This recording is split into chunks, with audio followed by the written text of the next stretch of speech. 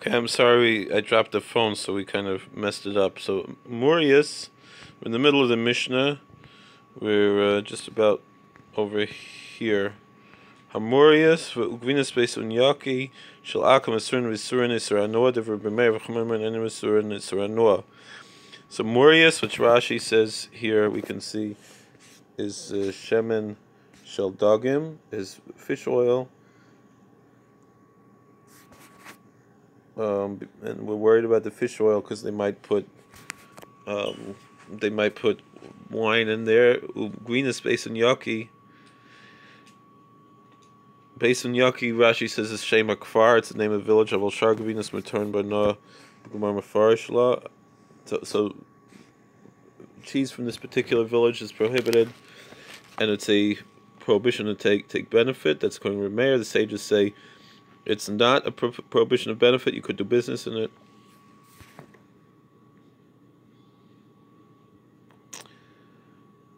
Amar Rabbi Yehuda Shal Rabbi Shmuel Rabbi Yeshua K'Shayim Malchin B'derech Hamalei Mipnei Ma'os V'Gvinus Akum.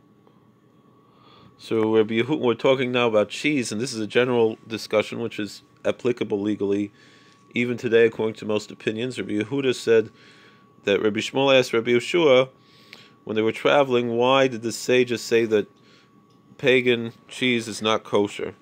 Marlai Mipnei Shemamida Naisa B'Kevishal Devela. He said because they use animal rennet from a non-kosher animal. But isn't the burnt offering of the temple? Don't we take that more seriously than a non-kosher animal? But we say that if a priest who's not squeamish could gulp it raw, the rennet, but they don't agree with him. The answer is no. They're not. It's not that he is allowed to do that.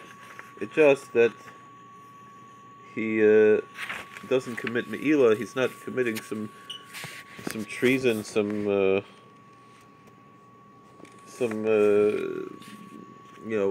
sacrilege if he would drink it. But he's not allowed to do it. Amar loy nation amida nice of a kavishal egg like akum. Amalayim kain like lamalayis rabba noah. So then he answered back that it's not. Hold on, let me finish my video. Okay. That it's not because the meat's not kosher, but rather that in Beis Yoki, particularly in that particular village, they would take the calves from idols that they sacrificed to idols and make the rennet from those animals.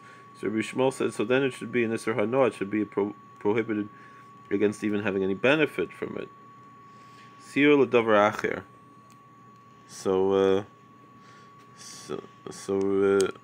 Oops.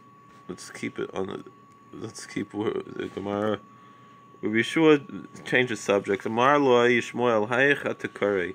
Kitoivim dedaich miyayin. Kitoivim dedaich miyayin or kitoivim dedaich miyayin.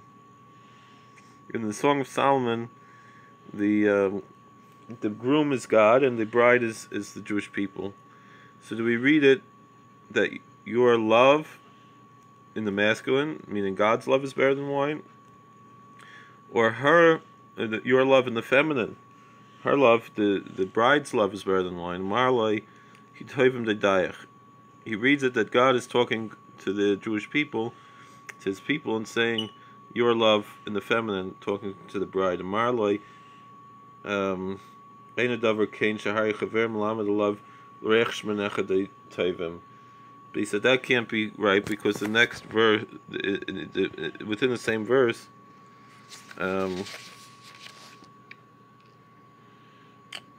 it says the smell of your oil has a good. The next verse it has in the masculine, so it's talking about God's oil. All right, so we have our Gemara Yain Manalan.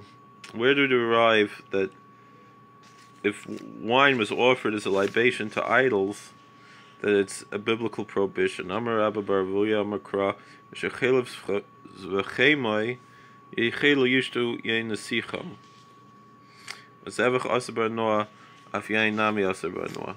Rabbi Bar Avuya said that we see it very clearly in the Torah, in Parshas Hazinu in Deuteronomy 32, that it says that they ate the fat of their sacrifices and drank the wine of the libation. So therefore we see, just like the animal sacrifices are prohibited that were offered to idols, so to wine that was offered as libation to idols is also prohibited.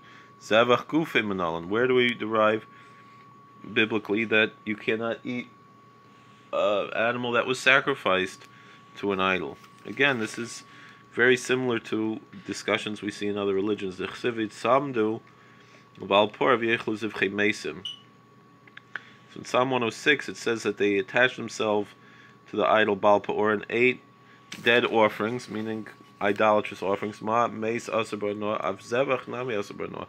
The fact that idolatrous sacrifices are called Zivchei Mesim, sacrifices to the dead, so we cannot derive benefit from a dead body. If someone, like, you can't rob a grave, so too you cannot have any benefit from anything that was offered to an idol. So, where do you know that you can't have benefit from a corpse? As Yesham Sham Egla Rufa. So we derive this from the Book of Numbers, chapter 20, and from Deuteronomy 21, that both said there. It's called a Gezerah Shava. We compare two things that are similar. They're the same. When the same word is used in different places in the Bible, we can learn laws out of that if we have a tradition. Miriam. It says Miriam died there.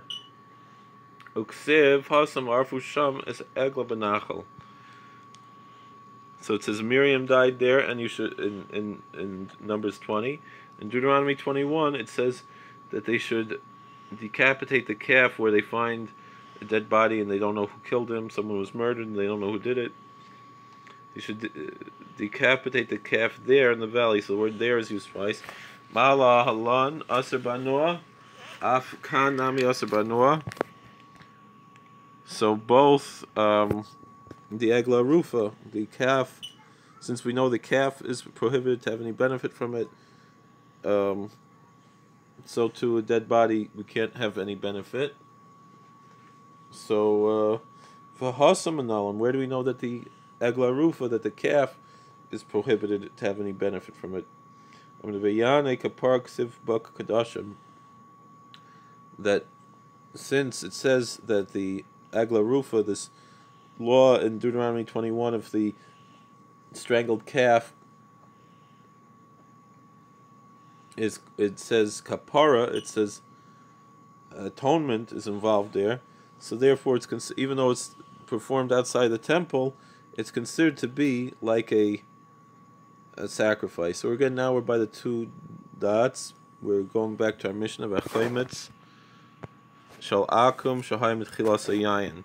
This is a difference between, we have a little bit more comparative religion.